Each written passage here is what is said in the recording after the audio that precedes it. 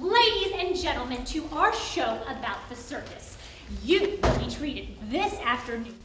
You know, I think people have an experience with live performance that they don't get in any other way. Elements of it are equivalent to the experience you have when you're interviewing somebody, actually, because there's a dynamic interchange, there's an exchange of energy between the audiences and the performers, and the piece changes in response to who's in the audience, what happens in the moment of performance. It's like sports, it's real-time stuff. Early in 2011, OSU Library oral historians Juliana Nicolasian and Tanya Fincham began gathering stories from Hugo, Oklahoma, after stopping in its graveyard and discovering Showman's Rest, a graveyard for circus performers from all over the nation. From these stories, they created an award-winning oral history known as the Big Top Collection. They just sort of begged, I thought, for adaptation into performance.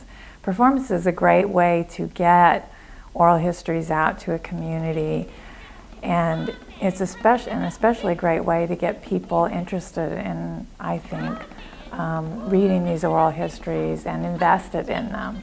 In spring of 2014, Julie Pearson-Little directed The Circus Show, an original live theatrical performance inspired by the collection.